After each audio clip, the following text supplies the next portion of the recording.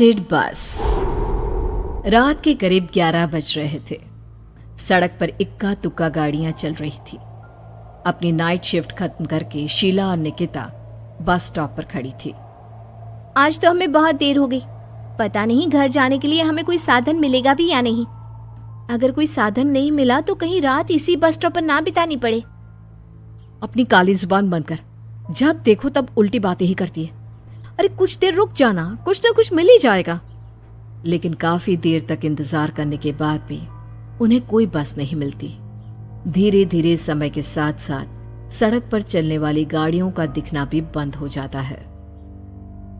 अरे ये देख, अब तो सड़क पर एक भी गाड़ी नहीं दिख रही। दूर दूर तक गाड़ी और किसी इंसान का नामो निशान नहीं है। एक काम करते हैं, वापस अपने ऑफिस चलते हैं। हम दोनों आज रात वहीं गुजार लेंगे। देख, तुझे अच्छी तरह पता है 10 बजे के बाद चौकीदार ऑफिस के मेन गेट पर ताला लगाकर अपने घर चला जाता है। ऑफिस जाने का कोई फायदा नहीं है। इस सुनसान सड़क को देख मुझे बहुत घबराहट हो रही है। एक काम करना, उसी चौकीदार के घर चलते हैं। वो भी तो परिवार वाला है। हम बेफिक्र होकर आज रात उसके घर पर रुक सकते हैं। अरे पागल, चौकीदार 10 बाई 10 की खोली में रहता है। उसके 4 बच्चे हैं। भला वो हमें अपने घर में कौन सी जगह देगा। अब तू ना ये बेकार की बातें बंद कर और चुपचाप खड़ी रह। शायद कोई लिफ्ट ही मिल जाए। फिर काफी देर इंतजार करने के बाद आखिरकार एक नीले रंग की बस उनके सामने आकर रुकती है। बस का दरवाजा खोल कंडक्टर उन दोनों से कहता है, कहिए कहाँ जाना है आप दोनों को? देखिए मेरी पूरी बस खाली पड़ी है। मैं आप दोनों को आपके ठिकाने पर छोड़ दूंगा। इतना कहकर कंडक्टर मुंह में भरे पान की पिचकारी सड़क पर दे मारता है। निकिता, लोगों का कहना है कि कुछ महीने पहले इसी तरह अंधेरी रात में एक नीली बस के अंदर कुछ बदमाशों ने एक जवान लड़की की हत्या कर दी थी। इस बस का रंग भी नीला है। कहीं ये वही बस तो नहीं? कंडक्टर शीला की बात सुन लेता है और मुस्कुराते हुए कहता है,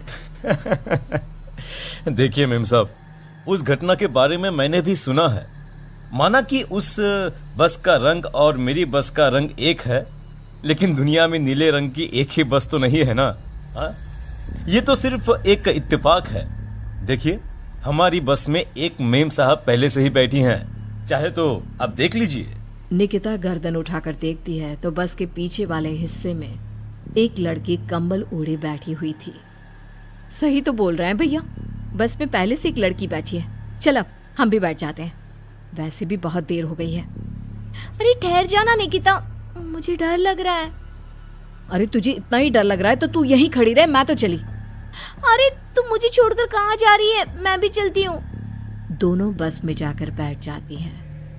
देखते ही देखते ड्राइवर बस को तेज रफ्तार में चलाना शुरू कर देता है। तभी शीला की नजर पीछे वाली सीट पर अकेली बैठी लड़की पर पड़ती है।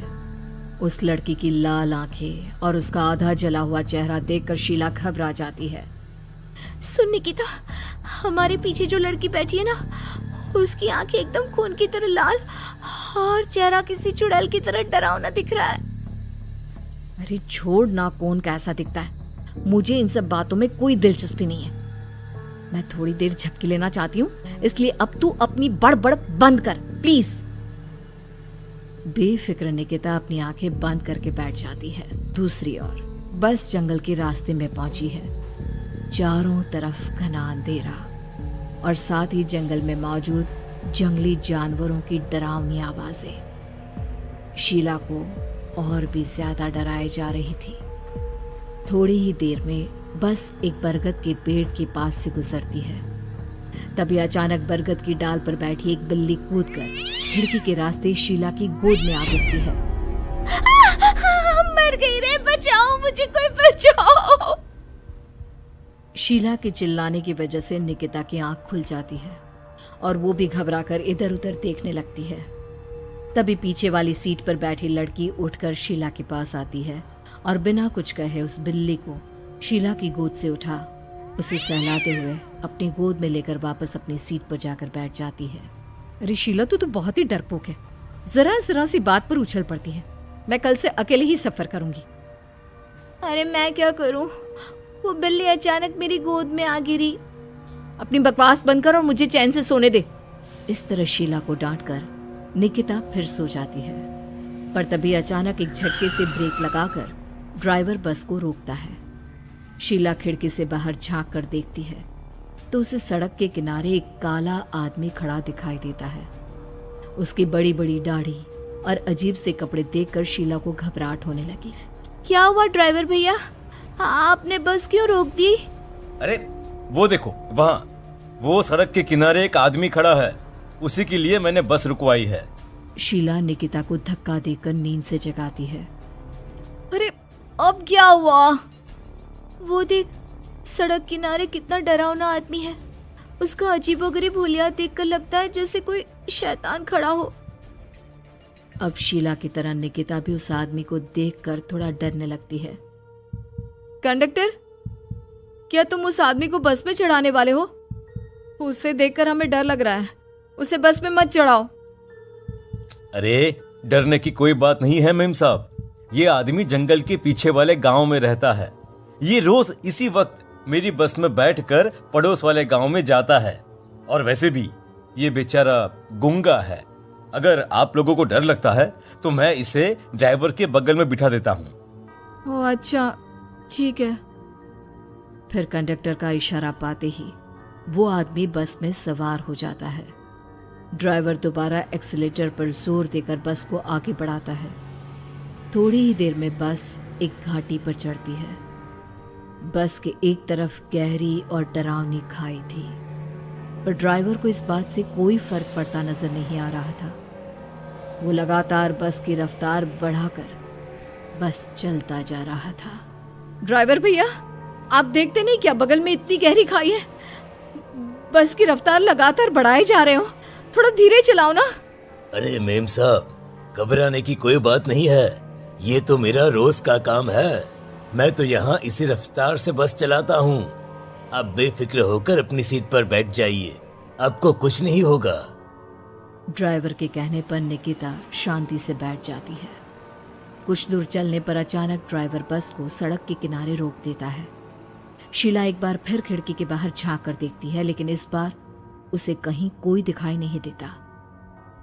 अरे अब क्या हुआ? तुमने बस क्यों रोक दी? यहाँ तो दूर दूर तक कोई भी नहीं दिखाई दे रहा। ड्राइवर उसकी बात का कोई जवाब नहीं देता, पर कंडक्टर बोल पड़ता है।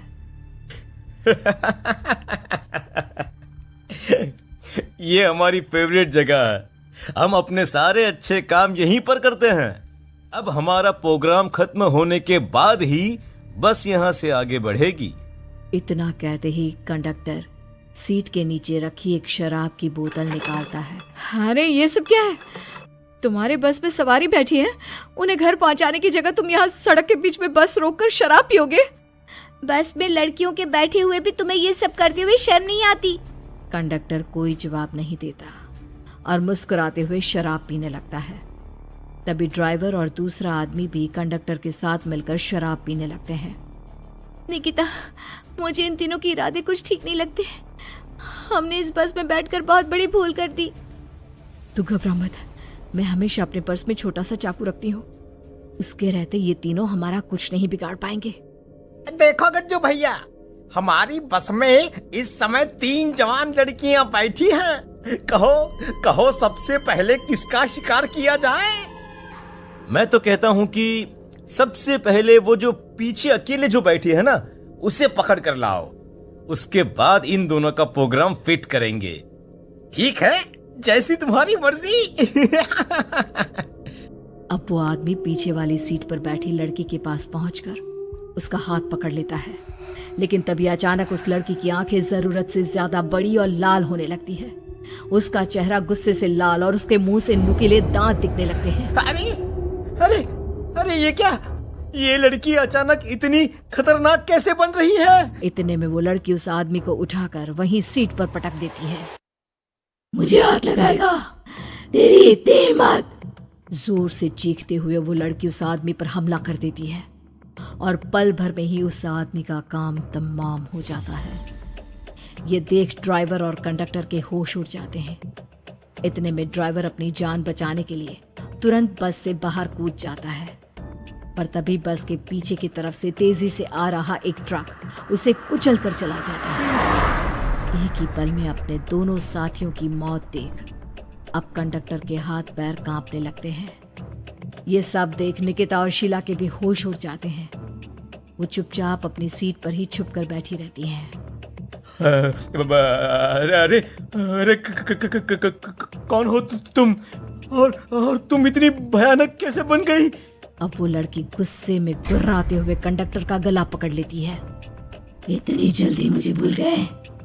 कुछ महीनों पहले तुम तीनों ने बड़ी बेरहमी से मेरी हत्या की थी और फिर शहर छोड़कर भाग गए। कई दिनों से मैं तुम तीनों के इंतजार में भटक रही थी। आज जाकर मेरा बदला पूरा होगा। अब तू भी अपने साथियों की तरह जहन्नम पहुंच जाएगा। अब वो लड़की कंडक्टर को उठाकर बस के पास मौजूद खाई में फेंक देती है।